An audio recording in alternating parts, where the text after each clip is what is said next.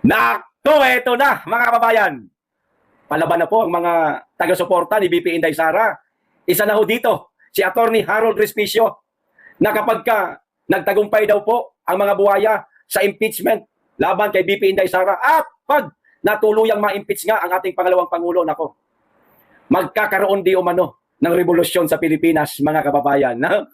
Yan ang mga tunay na mga DDS, palaban, handang ipagtanggol ang pangalawang Pangulo para wag lang mapa-impeach kasi nga naman, mga kababayan, pagka na-impeach po si BP Inday Sara, hindi na ho siya makakahawak ng anumang posisyon sa gobyerno. Ang pinapangarap po natin na maging Pangulo si BP Inday Sara, naku, syempre hindi na po natin makakamit yan, mga kababayan. Nang tanging pag-asa lang naman po talaga natin ay nasa mga Duterte para maiayos pong muli itong ating bansa. Pero tulad nga ng lagi ko sinasabi sa inyo, mga kababayan, marami naman pong mga Duterte. Oo, nandyan si Pulong, tumakbo para magpresidente. Pwede rin si Baste Duterte, mga kababayan, kung sakasakaling ma-impeach nga si BP Inday Sara. Ano ho? Pero etong babala ni Attorney Harold Respicio kay Bangag, mga kababayan, sa palagay ko, magkakatotoo ito kapag pa-impeach po nila si BP Inday Sara. O ito ho, ang sinabi ni Attorney, panoorin po natin. May naman po ito. BBM, kabsat, makinig ka ng mabuti, mag-ingat ka. Dahil kapag na-impeach si Sara Duterte, magkakaroon ng revolusyon sa Pilipinas. Alam mo po kung bakit? Ang mga Pilipino ay gusto pa ng mapalitan dahil kayo po ang may pasimuno ng malawakang pagnanakaw sa ating bansa. At ang gusto nilang ipalit ay si VP Sara Duterte. Pero ayaw mong si VP Sara Duterte ang pumalit sa'yo dahil ginagawa mo itong impeachment na ito. At ang ipinupush mo ay yung mga taong hindi namin kilala. Papayag ba ang taong bayan sa ganung arrangement? Hindi po. Kaya po magkakaroon ng revolusyon sa Pilipinas. Ngayon po, ayaw na nila ang leader namin, gusto nilang palitan. At ang gusto nilang ipalit ay si VP Sara Duterte. At kapag hindi kayo papayag na ang gusto namin ipalit ay ang maging presidente ng Pilipinas, wala po kaming ibang choice kundi magkaroon ng revolusyon. Kita nyo na, mga kababayan. Wala kaming ibang choice kundi magkaroon ng revolusyon sa ating bansa. Ay, mabigat yan, mga kababayan, ha? Hindi ho basta-basta yung mga sinasabi na yan ni Atty. Harold Respicio. Pwede ho siyang balikan yan ng Marcos Bangag administration, mga kababayan, pero hindi ho siya natatakot. Kasi etong grupo ni Atty. Harold Respicio, itong grupo ho nila, nakikita po nating mga kasama niya, handa talagang isunod itong revolusyon, mga kababayan, para lang mapaupo natin ang ating pangalawang Pangulo. Kasi nga naman, nangyayari ngayon sa Administrasyong Marcos, tayo na lamang po ang niloloko. Kahit na sa simpleng kalusugan lang ni Junior Bangag na hinihiling natin na ilabas nila ang medical bulletin ni Marcos, hindi ho nila ibinibigay sa atin. Hindi po nila tayo pinagbibigyan. Mga kababayan, pang-aalipusta po sa ating mga pobre kung maituturing yan . Nakakalimutan niya na ang mandato niya, kaya siya nanalo noong nakaraang halalan dahil ho sa atin yun. Lumapit siya sa atin, nanligaw siya sa atin, hiningi ang sagradong boto natin, mga kababayan, ipinagkatiwala natin sa kanya, ibinigay natin sa kanya ang ating suporta at boto, pero sa simpleng medical bulletin, hindi niya po tayo mapapagbigyan.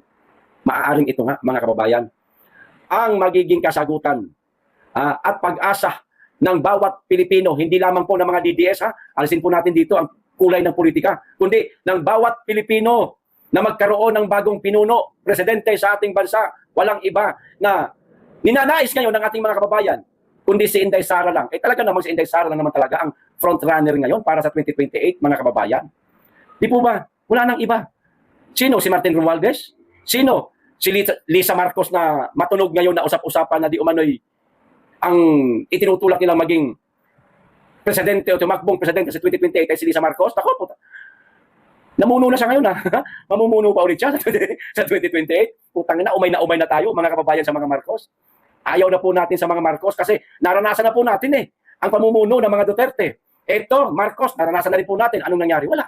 Ultimo, pamimigay ng ayuda sa mga rider, sa mga chuper. Hindi po nila maisaayos. Merong mga nangamatay, merong mga umiiyak dahil hindi nabigyan. Maraming nadismaya sa mga ginagawa nilang ayuda dahil hindi naman di umano lahat nakakatanggap, mga kababayan. Hindi patas. Kita nyo ano nangyari sa Batangas. 84 na mga barangay, mga kababayan, hindi lang kapital, barangay. Isa-isang barangay, naglalaman po yan ng napakaraming constituents. 84 o 84 na mga barangay hindi po nabigyan nila ng ayuda. Kita nyo na. Maayos yan. Di ba pinipili lamang ho nila, mga kababayan, kung sino po lamang ang binibigyan nila. Kung ang Batangas hindi po nabigyan ng ayuda na tag 200,000 kada barangay, mas lalo na po siguro ang Davao. Baka walang ganitong programa po sa Davao City, mga kababayan, na magbibigay ang national government ng 200,000 pesos kada barangay. Eh kung sa Batangas ka tinabla, Davao pa kaya na matagal nang tinatabla. Di ba, mga kababayan? Yan po ang nakikitang solusyon ng grupo nila Attorney Harold Respicio. Hindi ko po sinasabing pangungunahan niya yan ha. Maaaring grupo ho sila. Revolusyon po mga kababayan para manumbalik na po tayo sa normal. Kasi hindi na po itong normal itong nangyari sa atin ngayon eh. Normal pa ba? Itong napakataas ng presyo ng krudo, gasolina, bilihin. Sobra na po ito mga kababayan. Kung babalikan po natin ang kasaysayan ng Marcos Sr. Marcos Sr. mga kababayan mag-research po kayo. Nakita po ninyo sa Google, nariyan po yan. Pero magbibigay po ako ng kapiraso lang ng mga nabasa ko po sa internet. Nagsimula po ang martial law ng Marcos Sr. ganitong-ganito. Meron din pong nangyaring krisis sa langis. Nagmahal din po ang presyo ng mga bilihin tulad po ng bigas. Lahat po, pakwan pakol, nagsipagtaasan, ganun din po ang pasahe. Pinahirapan muna ang mga Pilipino sa taas ng presyo ng mga bilihin at mga bills. Ano ba nangyayari ngayon? Di ba ganun na rin po? Bago po nagdeklara ng martial law ang Marcos Sr.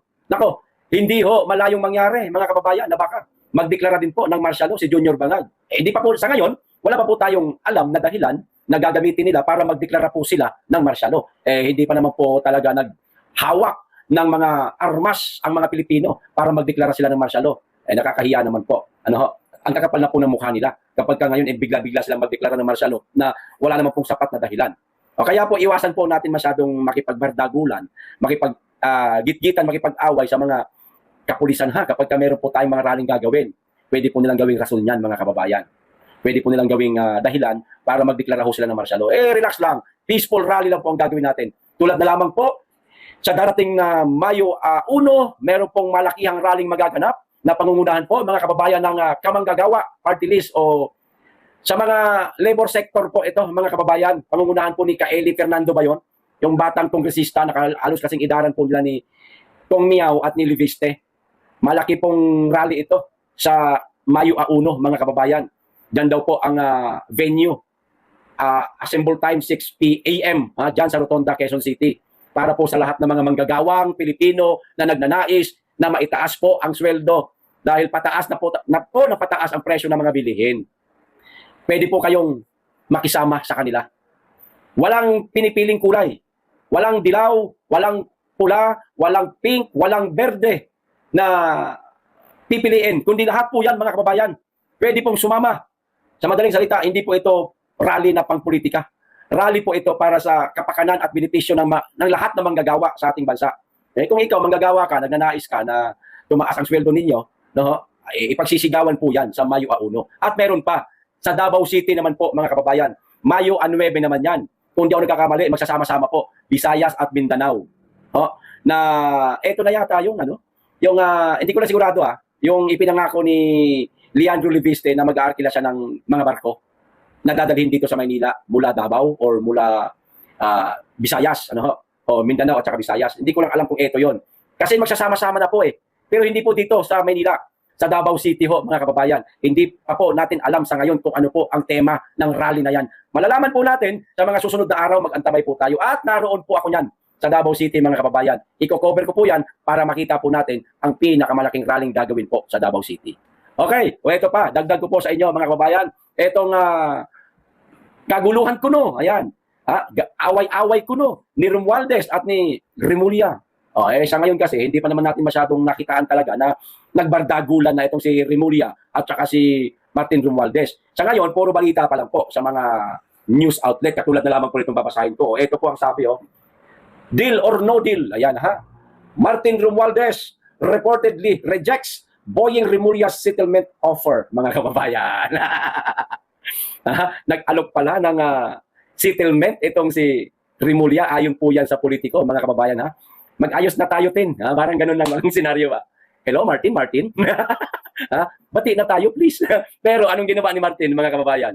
Ni-reject niya. Kaya ako sa'yo, Martin Romualdez, ayan, hindi na kita tatawagin kang baluslos, Kasi parang kakanta ka na Parang pa lang naman, hindi pa kami sigurado dyan. Martin Romualdez, kung ako sa'yo, unahan mo na ang mga bangag. Tinatrabaho ka na nila. Ikaw na ang isusunod. Delikado ka. Ang masakit sa'yo, nasa bansa ka. Hindi ka na makakalipad kasi nagbaba na sila ng utos na hindi ka paliliparin. meron ka ng hold departure order at naka-freeze na rin ang mga bank account mo. Paano na ngayon yan? Ginigipit ka na, Martin Romualdez. Hindi ka pa rin ba maglalabas ng isang matinding baho mula kay Junior Bangag? Kung hirap kang ilabas sa ngayon ang mga baho niya tungkol sa mga nangyayaring korupsyon sa ating bansa na kinasangkutan ninyo. Parehas kayo deny eh. Deny ka, deny din si Marcos. Sino nagnakaw? Si Inday. Sino nagnakaw ng budget sa flood control? Ang mga Duterte.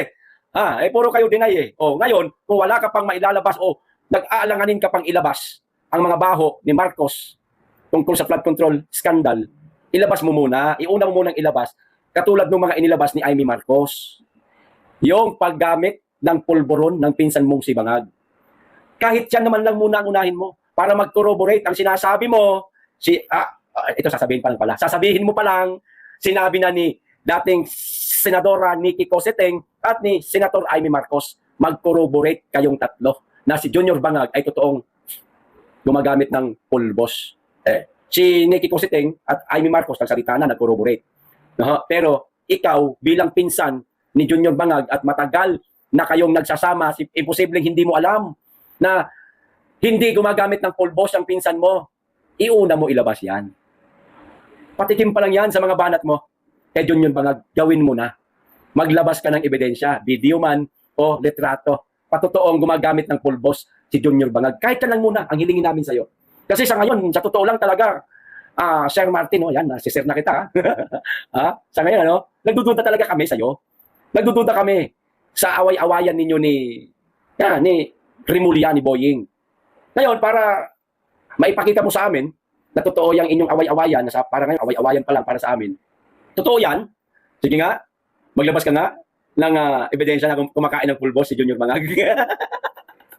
Sige nga, ikanta mo nga na gumagamit ng pulburon ng pinsan mo, katulad ni Amy. Ikanta mo. Siguradong, kaunti-kaunti na lang. Papaniwalaan na namin yung mga magiging pasabog mo pa lang sa mga susunod na linggo. Kasi alam namin, sir, na meron ka daw pasabog na ilalabas. Yan ang mga bulong-bulungan ngayon. Kalat na po yan ngayon sa mga GC. Hindi pa lang masyadong kalat ito ngayon sa mga post sa kanilang mga social media account ng ating mga kababayan. Kasi hindi pa ganun kalakas ang ingay na di umano'y magpapasabog ka na. Ngayon, kung talagang magpapasabog ka na laban sa mismong pinsan mo, unahin mo yung pagiging addictus benedictus niya. Kasi yan pa lang impeachable offense na yan Pwede na siyang mapa-impeach niyan. Lalo na patutunayan mo na talagang gumagamit ng pulbos ang pinsan mo, mag-corroborate ang sinasabi ninyo ni Amy Marcos na lang. Amy Marcos na lang, wag na muna si Nikki Cosseteng. Mag-corroborate? Nako, mapipilitan na ang Pilipino na sumigaw na palitan na ang presidente. Kasi nga, Bangag. Bangag, anong aasahan nating pamumuno sa isang presidenteng Bangag? Ay di bagay wala, mga kababayan. Kaya, Martin Romualdez, sige na. Mag-alasaldi ko ka na. Bahala ka, maunahan ka nila. May niluluto na sila sa'yo. May niluluto na di umano sila sa'yo. Na anumang oras, yan ang magpapabagsak sa'yo. Papayag ka na pababagsakin ka nila. Hahayaan mo na maunahan ka nila. Wag, unahan mo na. Dinidemonyo ka na namin. Sungagin mo na. Magsalita ka na. Sabugin mo na yung mga nalalaman mo. Nakaka-boring na Pabalik-balik na lang ang issue. Puro na lang impeachment ni BP Inday Sara. Kahit na hirap silang ipa-impeach ang pangalawang Pangulo. Sige, impeachment pa rin sila. Para maiba naman, lagyan ng kaunting buhay, ikanta mo na si Bangag. Okay, hanggang dito lang. Maraming salamat. Mag-iingat kayo lagi at higit sa lahat. Mahalin po natin ang Pilipinas.